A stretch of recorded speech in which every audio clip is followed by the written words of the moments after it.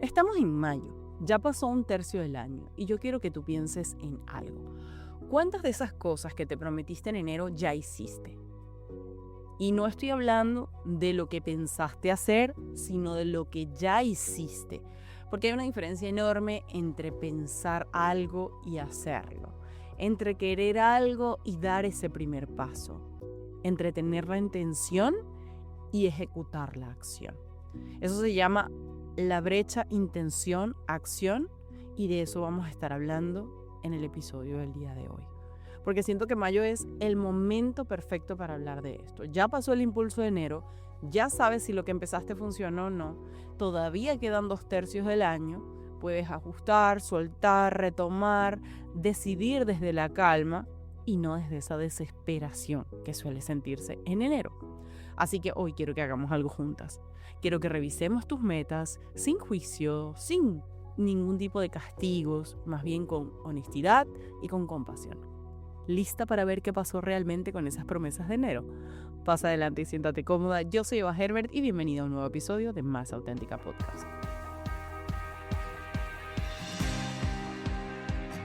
Si tú pensabas que este episodio iba a ser para empezar a juzgar, criticar o mirar aquello que tú no hiciste y desde ese lugar cuestionar qué está pasando contigo, este no es el lugar para ti. O sea, no vamos a hablar de eso. Nosotras nos vamos a centrar en entender, como siempre lo hacemos, en entender qué pasó en este primer cuatrimestre del año. ¿Cómo te fue? Y para empezar, me gusta pensar el año como si fuera un maratón. Para quienes alguna vez hemos corrido un maratón, sabemos que los primeros kilómetros, del 0 al 10 aproximadamente, son como enero-abril, ¿no? Y, a ver, yo creo que corrí medio maratón, no una maratón entera, pero te voy a explicar con la medida de una maratón entera porque creo que es mucho más relatable para todo el mundo, para quienes lo han corrido y quienes no. En esos primeros kilómetros, básicamente, que serían de enero a abril, tú sales con toda la energía. Yo me acuerdo que me puse mis audífonos con la música que quería escuchar, tenía en mente lo que iba queriendo, tenía muy claro quiénes eran mis compañeros alrededor. Es muy fácil porque tú te sientes invencible en ese momento. Y así empieza enero. Tú vas con todo y te estás diciendo, empezó el año y aquí voy a poner en práctica todo lo que sé. Pero a medida que te vas acercando a ese kilómetro 8-10, tú empiezas a sentir el cansancio real. O sea, cuando ya tú tienes rato transitando, ¿no? Que es esa llegada a abril, tú dices, voy cansadita, ¿no? Voy cansadita, ya la motivación empieza a tambalear porque te das cuenta de que todavía falta un montón de tiempo. Y quizás eso te pasó ni siquiera en abril, quizás ya te pasó para febrero o marzo. Y a ver, es normal. Nosotros empezamos ese año pues muy motivados. Las redes sociales se encargan de eso, ¿no? De ese impulso, la energía del nuevo año. Pero los resultados no llegan tan rápido como uno espera. Y entonces, normalmente te desmotivas, empiezas a dudar, la energía baja y esas metas que tenías empiezan a sentirse pesadas. Y todo eso es válido. Todo eso es válido.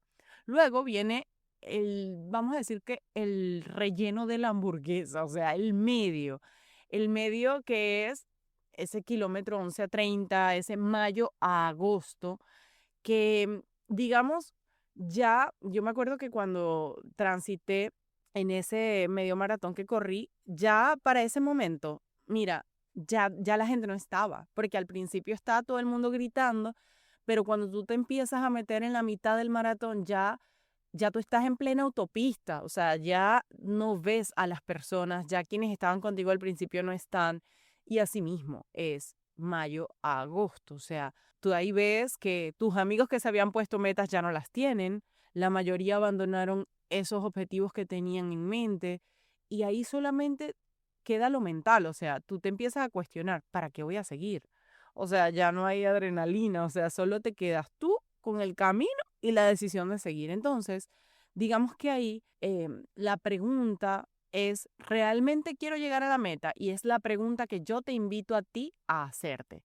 ¿Realmente quiero llegar a la meta? O sea, quiero cumplir aquello que yo me pauté a mí misma a hacer. Y, y creo que en este momento donde es más fácil perder ese momentum, donde tú dices, bueno, ya lo retomo en septiembre, es el más importante.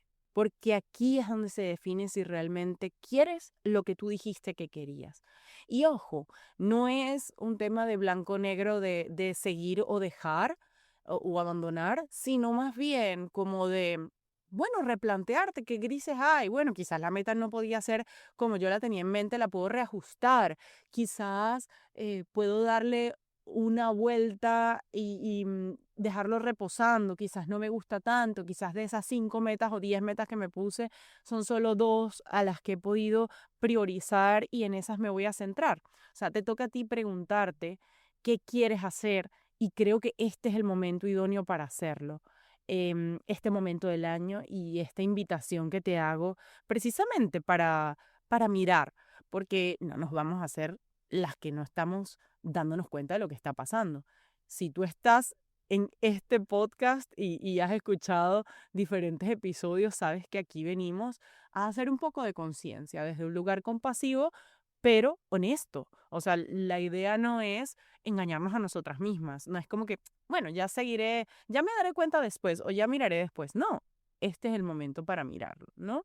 Em, entonces, luego, en esta mirada de maratón, ¿no? En esta metáfora que estamos haciendo, llega el kilómetro 31-42, ¿no? Que sería el septiembre a diciembre, que es donde todo el mundo se pone las pilas. Y usualmente en septiembre todo el mundo quiere hacer un curso, todo el mundo quiere retomar, y lo veo en el mundo de la psicología, y por eso yo siempre decido, eh, o he decidido históricamente hacer online therapy a finales del año, y este año dije, no, lo voy a hacer antes, porque creo que mm, en ese momento en el que ya quedan 4 meses, queda muy poco para ejecutar, queda muy poco para hacer y accionar. Y yo creo que en este momento del año es mucho más fácil porque hay calma, no hay presión.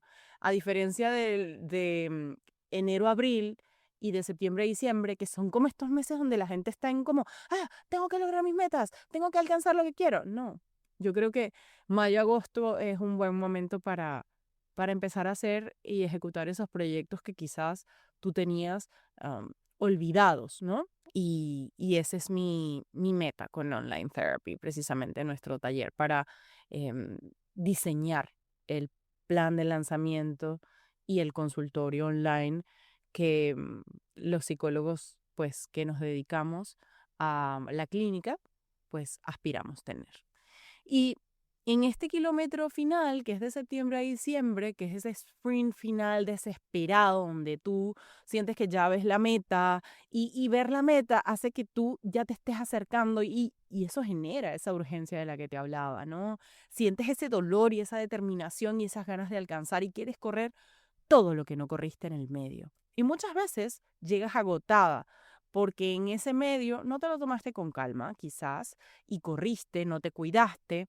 Y por eso es para mí vital, ¿no? Entender que en el tercer tercio, ¿no? Que empieza en septiembre, em, pues muchas veces podemos cuestionarnos e incluso hablarnos de maneras que no son las más apropiadas, porque llegamos agotadas, llegamos con quizás burnout, llegamos estresadas, cuestionándonos por qué no mantuvimos el ritmo.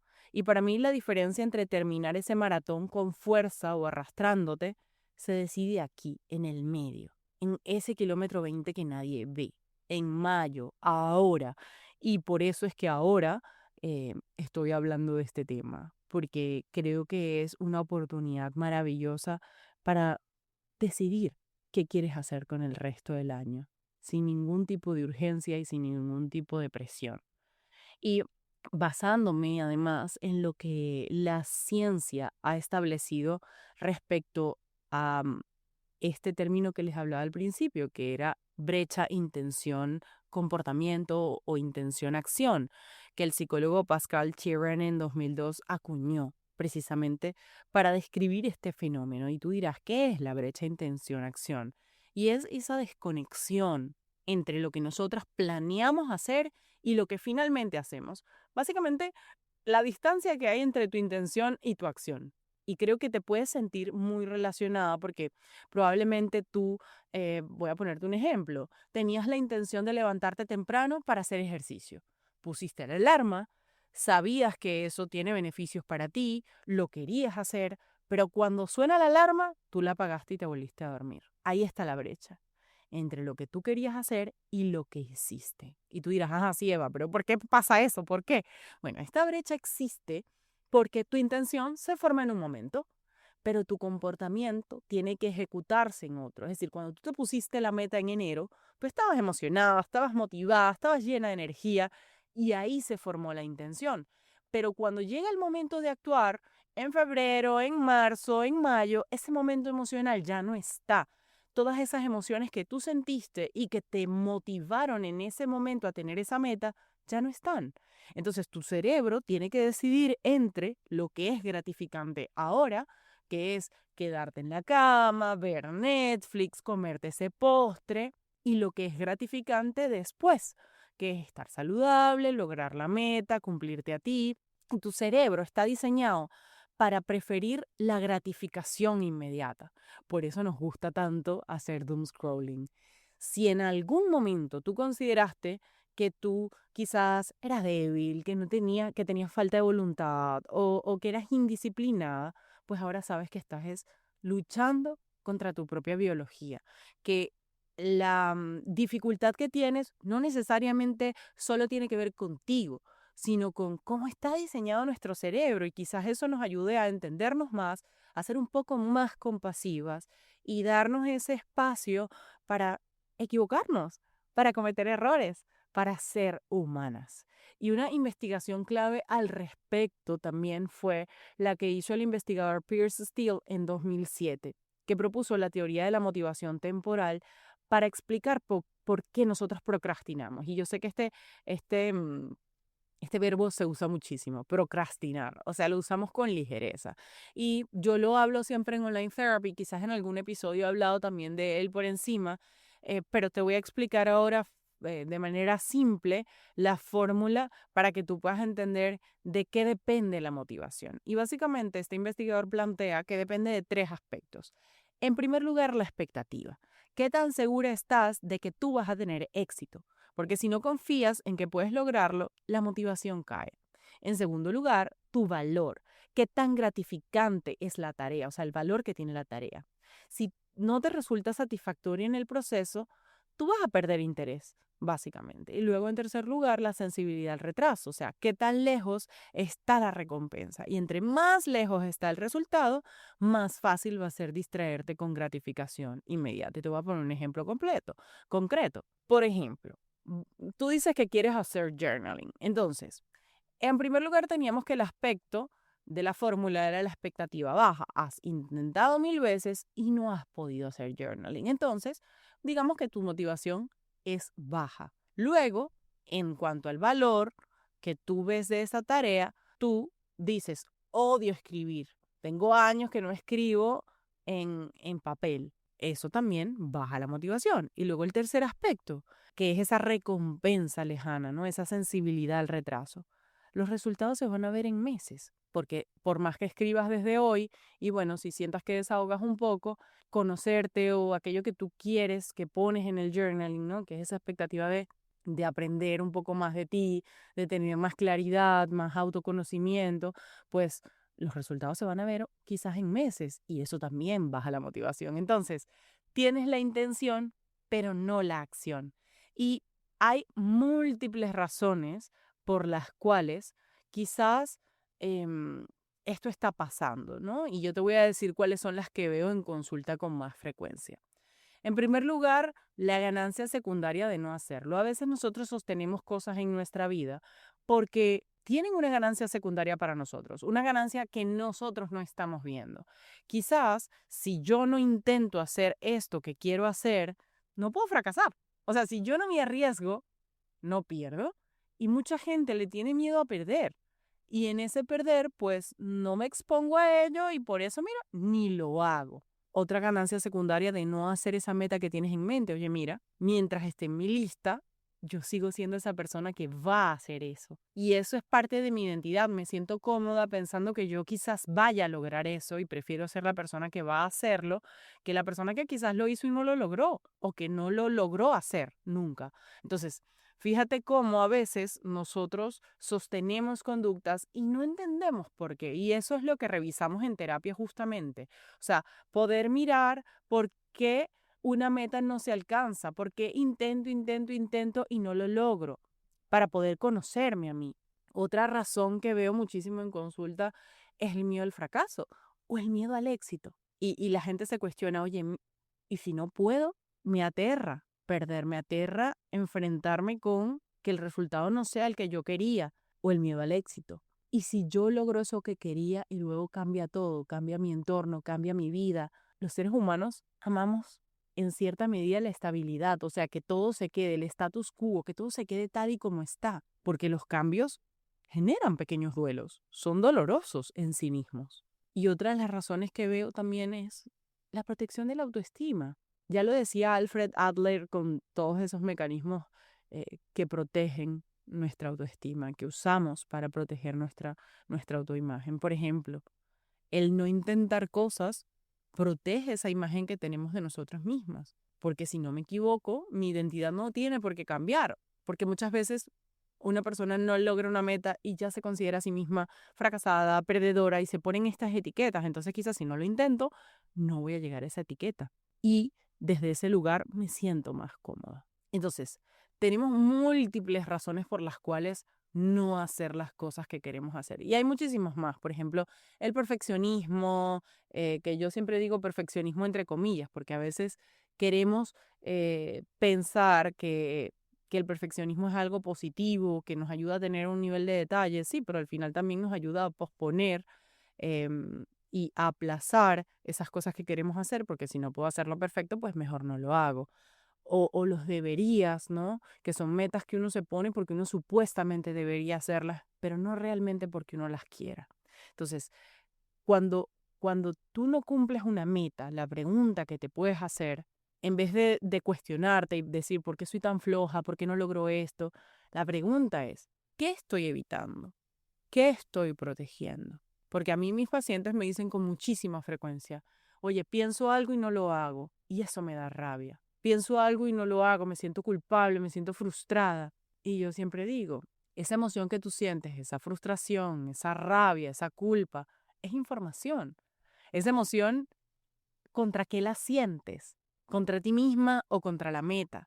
O sea, al final te toca preguntarte, ¿la meta es tuya o es de alguien más? Por alguna razón no logras concretarla. ¿Realmente la quieres o tú crees que deberías quererla? ¿Qué pasa si la logras? ¿Te da miedo? ¿Qué pasaría si no la logras? ¿Te alivia? Porque al final esas emociones que tú estás sintiendo, rabia, frustración, culpa o cualquier otra, puede ser por seguir intentando algo que genuinamente tú no quieres hacer o porque sigues fingiendo que quieres hacerlo, ¿sí? Es decir, esas emociones que nosotros sentimos nos están dando un mensaje y es importante leerlo, escuchar ese mensaje que está ahí. Y aquí es donde entra algo vital, que es la diferencia entre ser compasivas con nosotras y autocastigarnos. Porque fíjense, yo hago preguntas y esas preguntas son preguntas que tú te puedes hacer a ti, pero al mismo tiempo, pues nos toca como entender que es muy diferente cuando tú, bueno, te haces las preguntas y luego esas preguntas tú dices, ok, ya entiendo, puedo acompañarme, a que cuando las utilizas para castigarte a ti, es que tú no debiste haberte sentido así, es que tú no debiste responder esto. Entonces, muchas veces creemos que si somos duras con nosotras mismas vamos a cambiar, porque quizás creciste en pues una generación donde la crianza autoritaria o ese estilo de crianza más, sí, más autoritario, pues de alguna forma te forjó. Y probablemente te ha pasado que tienes seres queridos o conoces seres humanos que creen que si tú hablas fuerte, la otra persona va a estar bien. Que si yo te trato con carácter o te hablo fuerte, tú vas a aprender, ¿no? Vas a poder cambiar. Esto es por tu bien. Muchas veces lo vemos así. Y creemos eso nosotras mismas. Pero Los estudios en compasión nos han mostrado exactamente lo contrario. La autocrítica solo genera depresión, ansiedad, estrés y además paraliza. Te hace menos propensa a intentarlo de nuevo, porque es que si cada vez que yo fallo me castigo, pues mi cerebro aprende, oye, mira, si lo intento hay dolor, mejor dejo de intentar. Y yo, por eso por ejemplo, en este camino con el ejercicio, es una oportunidad para semana tras semana darme la oportunidad de volver a empezar. Yo cada semana empiezo. En mi mente lo veo así, porque si es como que ya yo em, digo, bueno, mira, ya empecé o ya no lo hice, em, y como no lo hice esta semana no lo voy a hacer porque no, o sea, estaría como perdiendo espacio, estaría perdiendo compasión. Entonces, lo que yo trato de hacer es regalarme la oportunidad de empezar cada semana. Que cada semana sea una oportunidad para iniciar. Y desde ese lugar, pues me doy el chance. Y así, si por alguna razón yo no puedo hacer ejercicio, pues sé que puedo volverlo a intentar la semana siguiente. Por ejemplo, me doblé el pie hace unos días y la semana pasada intenté hacer ejercicio, o sea, realmente ya el hábito está bastante, eh, ya sí, bastante instaurado en mi vida, pero me doblé el pie y cuando intenté retomar el ejercicio me dolió. O sea, yo tengo que parar. Yo no voy a hacer ejercicio por esta semana entera porque me duele el pie y bueno, nada, la idea es calmarme, hacerlo con calma, pero si yo no pensara que puedo empezar la semana que viene, pues ya fue. Como no lo hice, ya no lo puedo hacer. Y no, yo me doy la oportunidad de volverlo a intentar a pesar de lo que esté pasando. Si no me hablara así, con esta compasión, y, y me hablara como lo hacía históricamente, previamente, pues me hubiese dicho como que es que tú tienes que poder, es que tú tienes que empezar, así sea con el tronco superior, haz lo que puedas. Y no. O sea, creo que es importante hablarme de manera compasiva. Lo he aprendido y he visto los efectos que eso tiene y por eso lo enseño tanto y por eso creo que es vital que tú lo intentes también. Y la autocompasión tiene tres componentes. La primera es la amabilidad hacia ti misma, o sea, en vez de criticarte, ser amable. La humanidad compartida. Si tú eres amable, tú te das cuenta de que todos fallamos. O sea, cuando tú te das el chance de reconocer que todos nos equivocamos y no solo tú, hay más espacio para ser amable, porque entiendes que no es algo que solo te pasa a ti, que no estás sola con eso. Y por último, el espacio para mindfulness, o sea, para estar consciente de lo que estás sintiendo, para estar en presente, para observar tus emociones sin dejarte arrastrar por ellas. Y mucha gente piensa que la autocompasión es, bueno, no importa, ni modo, y no haces nada, o justificarte y evitar tu responsabilidad, o conformarte con menos de lo que quieres, pero no. La compasión es validarte y entenderte mientras tú sigues comprometida contigo. O sea, si hoy no te sientes, o sea, si hoy tú no te sientes bien para entrenar, no pasa nada, mañana lo vuelves a intentar. Pero entendiendo que tienes un compromiso contigo y que no mereces fallarte, así como no le fallas a tu mejor amiga. A tu mejor amiga le dices, mañana nos vemos para ese café porque sé que lo necesitas y ahí estás para ella. Entonces, ¿cómo hacer eso mismo contigo? Y hay una diferencia clave entre la autocrítica y la autocompasión. O sea, ese diálogo interno que nosotras tenemos muchas veces pasa desapercibido porque tú no te das cuenta, no tienes la forma de mirar cómo está haciendo ese diálogo interno, cómo te estás hablando.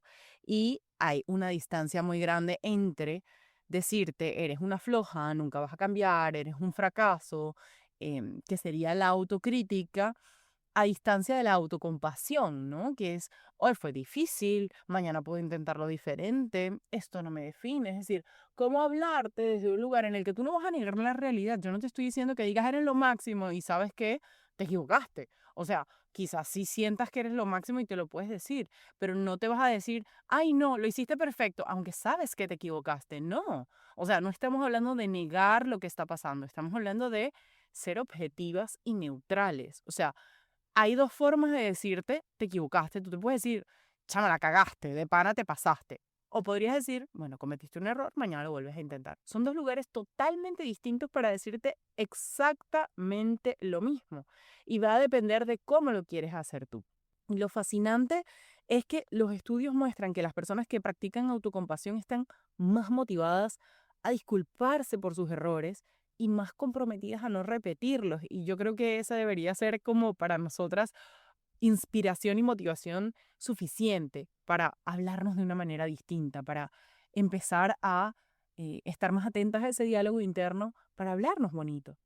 Porque la autocompasión te hace responsable de forma sostenible, ayuda a que tú puedas responsabilizarte de tus acciones porque sabes que no va a haber un castigo, que por el contrario va a haber una posibilidad, una oportunidad para volver a hacerlo de manera diferente. Así que ahora quiero que hagamos un ejercicio, vamos a revisar nuestras metas, pero desde un lugar diferente. Y lo vamos a hacer a través de algo que yo ya les he mencionado antes, que hago cada semestre o cada cierto tiempo. Hoy lo vamos a hacer para finalizar este cuatrimestre, que son los Me Awards, ¿no? Es este recurso que yo siento que diseñé para esto, que son preguntas de reflexión para celebrar ese primer espacio del año que pues puede durar los meses que tú consideres sin que romanticemos lo que llevamos, pero viéndonos desde un lugar objetivo, ¿sí? Desde un lugar en el que reconocemos lo que hemos alcanzado, porque muchas veces cuando estamos hablando de metas solo nos centramos en lo que no hemos hecho, pero ¿y si nos centráramos en lo que sí hicimos, en lo que sí logramos? Entonces, ¿cuál es el momento más valiente del semestre? Con papel y lápiz, escribe. ¿Cuál es ese momento en el que te costó más dar, donde te sentiste con miedo, pero igual hiciste lo que tenías que hacer? En segundo lugar, algo que lograste y te enorgullece, algo que sí pasó, eh, que te hizo sentir que alcanzaste una meta y puede ser grande o pequeña. En tercer lugar, un miedo que enfrentaste. ¿Qué era eso que temías y aún así lo intentaste? ¿Que te daba terror, pero lo hiciste? En cuarto lugar, una decisión que tomaste desde el amor propio, desde ti, desde escucharte, desde conectar contigo. Cinco, una persona que te acompañó bonito. ¿Quién fue esa persona que estuvo ahí? ¿Quién te sostuvo? Y bueno, quizás te inspires a escribirle un mensajito que nunca está de más. Seis, algo que aprendiste de ti misma, sobre cómo funciona, sobre lo que necesitas, sobre quién eres, algo que quizás no estaba en tu radar sobre ti. Siete, ¿cuál fue tu momento más difícil y cómo lo atravesaste? ¿Qué recursos usaste? ¿Qué hiciste para poder atravesar ese momento? ¿Y cuál fue? Ocho, una palabra que describe este primer cuatrimestre, la primera que te venga a la mente. Nueve, ¿qué es eso que agradeces profundamente, que te agradeces a ti por algo que hiciste o por algo que dejaste de hacer o por cómo te trataste? Y 10, ¿qué quieres llevarte contigo al segundo cuatrimestre? Algo de lo que ya eres, algo que quieres seguir siendo, que ya forma parte de ti y quieres sostener en el tiempo. Este lo puedes hacer con papel y lápiz, pero también lo puedes hacer hablándotelo a ti, o sea, como para hacerlo más fácil y que realmente lo hagas, ¿sabes? Retroceder unos segunditos, escucharlo, pausar, pausas el episodio, lo respondes en voz alta y le das play otra vez. Y creo que desde ese lugar vas a poder mirarte distinto, ¿no? La idea es que podamos darnos ese espacio, ese cariñito, eh, así sea, mira, con unos segundos en este episodio del podcast. Eso es lo más importante. Y vamos a revisar ahora tus metas de enero, esas que tú te pusiste. El paso número uno que quiero que tengas en cuenta es que vas a hacer una lista de lo que tú te propusiste sin ningún tipo de comentario, solo la lista. En segundo lugar, vas a identificar qué sí pasó, aunque no fuera exactamente la meta, qué sí pasó. En tercer lugar, vamos a reajustar expectativas. O sea, te vas a preguntar si esa meta sigue siendo relevante o si ya cambió eso que tú necesitas, si ya no estás tan deseosa de hacer eso. Por ejemplo, dijiste que querías, como yo quise en algún momento, que tuve una meta y que maquillarme, esa era mi meta. Entonces yo decía, me voy a maquillar todos los días porque quiero maquillarme. Bueno, imagínate que esa sea la meta, entonces tú lo que vas a hacer es preguntarte, ¿sigue siendo relevante? Bueno, si yo tuviera que revisar esa meta, ahora mismo no sigue siendo relevante. Yo no me quiero maquillar todos los días, quiero maquillarme cuando sea necesario, cuando yo lo considere, ¿ok? Entonces, eso se llama reajustar la expectativa. Y en cuarto lugar, decidir qué soltar versus qué retomar. O sea, Para soltar las metas que ya no te resuenan, como esa del maquillaje, por ejemplo. Metas que quizás alguien te dijo que era una meta, pero para ti no lo es. O sea, las deberías. Em, Metas que te generan más ansiedad que motivación, mira, las puedes también soltar o poner en remojo. No tiene que ser blanco o negro. O sea, cuando nosotros soltamos, no significa que se fueron para siempre. O sea, se pueden ir para siempre, pero también puede ser algo que tú dejes reposando para luego ver. Machi y yo decimos macerar. O sea, vamos a poner a macerar esta idea y luego vemos si, pues, la tomamos o la dejamos, ¿no? Y para retomar, ¿cuáles son esas metas que tú decides retomar? Metas que siguen siendo tuyas, metas que quieres ajustar, metas que necesitan otro approach. Creo que para quienes hicieron Organize Yourself a principios de este año, este episodio es oro porque es como un seguimiento adicional, extra, ¿ok? Y pues es importante que te preguntes qué necesitas cambiar de tu meta. Si es la meta en sí misma o la forma en la que estás buscando, ¿ok? Y pues creo que lo más valioso, ¿no? De empezar a hacernos estas preguntas es poder conectar con, oye, con qué, en qué momento vital estamos, ¿no? Con hacia dónde vamos. Y hace poco vi El Diablo Viste a la Moda 2, spoiler alert del tamaño de una catedral, ¿no?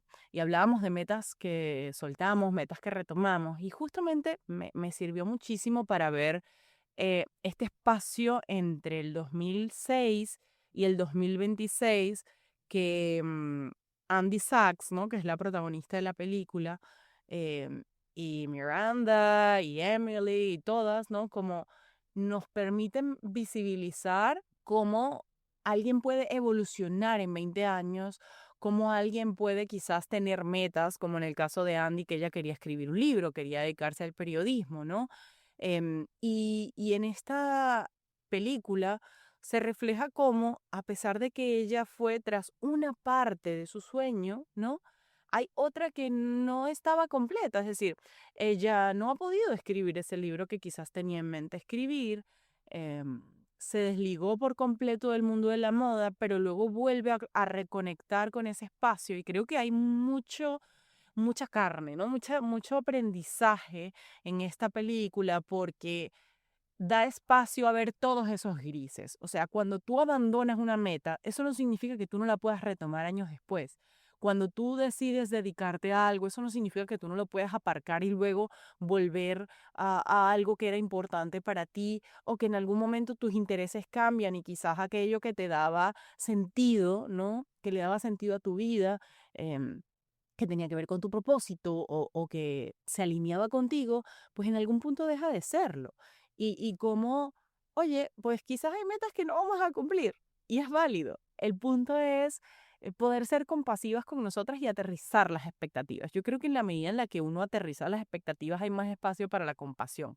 Porque si yo dejo de pedirme a mí hacer cosas que son imposibles, pues muy probablemente en el momento en el que me toque hablarme, me voy a hablar desde un lugar más amable, más cálido, ¿no? Entonces, ahora en este momento del episodio, a mí me gustaría que nos hagamos una pregunta muy importante y es, ¿cómo quiero que sea mi segundo cuatrimestre? O sea, por ejemplo, si tú te has dado cuenta de que tú tienes un patrón de pensar y no hacer, que se repite año tras año, o sea, si siempre tienes metas que por alguna razón no las estás cumpliendo, probablemente hay algo más profundo que necesitas trabajar. O sea, por ejemplo, en terapia nosotros trabajamos todo esto, identificar qué hay detrás de la procrastinación, trabajar el miedo al fracaso o al éxito, entender cuáles son esas ganancias secundarias, eso que estás ganando y no te has dado cuenta que quizás es inconsciente y que tiene que ver con las elecciones que estás haciendo, con mirar el por qué te saboteas, de dónde viene este sabotearte constantemente. Y justamente abrimos agenda en mayo de consultas psicológicas porque mayo es un mes en el que yo siento que podemos decidir desde la calma. Así que si tú sientes que necesitas ese espacio para entenderte mejor, para romper ese patrón de funcionamiento, por así decirlo, o esa forma, ese estilo de funcionamiento que se ha sostenido en el tiempo, para finalmente acortar esa brecha entre lo que piensas y lo que haces, pues mi agenda está disponible para ti. Y vamos a seguir explorando cómo quiero que sea mi segundo cuatrimestre aquí en el episodio. O sea, la idea es que tú te preguntes ahora para qué tú quieres usar esta parte del año, ¿no? De mayo a agosto. Y ojo, este episodio lo puedes escuchar en cualquier momento y que sea una invitación a revisitar tus metas, a preguntarte cómo quieres que sea tu vida de ahora en adelante, ¿ok?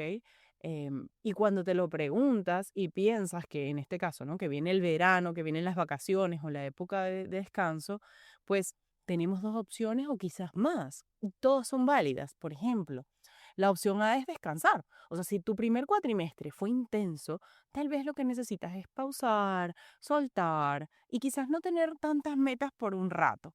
La opción B es retomar. O sea, si tu primer cuatrimestre fue de pausa, fue de tranquilidad, pues quizás este es un momento para retomar con energía renovada. Básicamente no hay respuesta correcta.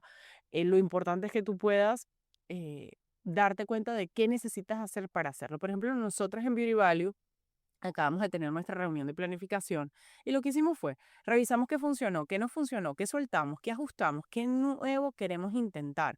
Y al final eso se convierte en un proceso tan liberador porque nosotras no nos juzgamos, sino que vamos ajustando qué es lo que necesitamos hacer. Así que te invito a que hagas lo mismo, a que revises, sueltes, ajustes, pero sobre todo a que acciones, ¿no? Y creo que el episodio de Friends de Pivot donde Ross intenta subir un sofá por una escalera estrecha con Rachel y con Chandler, donde él grita repetidamente, pivot, pivot. O sea, ese caos que se convierte en algo súper chistoso, ¿no? Yo siento que es una representación para la vida, de lo caótico que puede ser un ajuste, un cambio, eh, de cómo nos moviliza, pero cómo necesitamos ir reajustando, cómo necesitamos ir pivoteando para que las cosas salgan como nosotras tenemos en mente o al menos de la forma más parecida a aquello que queremos, ¿ok? Porque la diferencia entre tener una idea y lograr algo va a ser la acción. Y en esa acción que puede empezar pequeña, pero que tiene que empezar, nos va a tocar ir ajustando a la medida en la que vamos transitando. Porque a veces creemos que simplemente con pensar ya estoy haciendo. Y creo que ese es eh, el gran error, o por así decirlo, es el gran detalle, ¿no? Que muchas veces creemos que porque está en mi mente y porque ocupa espacio en mi mente, pues ya se está haciendo. Y no, solo está ocupando espacio en tu mente, pero en la realidad no hay ejecución. Y cuando no hay ejecución, es más fácil que haya espacio para culpabilizarte, para no responsabilizarte em, y para no tratarte bonito. Entonces, bueno, vamos a accionar de una forma que nos haga sentir más agradadas con el camino que estamos transitando. Y, y creo que en ese sentido, pues la brecha entre lo que tú piensas y lo que haces siempre va a ser información. Y eso es lo que quiero que tú tengas en cuenta, que revisar tus metas es madurar, es crecer, te da información sobre ti. Porque si tus metas son importantes para ti, dale espacio en tu vida, tómate el tiempo, haz el ejercicio de los Me Awards, revísalas con compasión y decide qué es eso que tú quieres para tu segundo cuatrimestre. Todavía te quedan 2/3 del año y puedes hacer que sean distintos. Así que gracias por escuchar. Si este episodio resonó contigo, mándame un DM con la parte que más te gustó, que me va a encantar leerte. Te mando un abracito sentido y será hasta la próxima. Bye bye. Este episodio de Más Auténtica Podcast llega a ti gracias a Beauty Value, un espacio creado para acompañarte a conocerte mejor, organizar tu vida con intención y construir procesos más amables contigo mismo.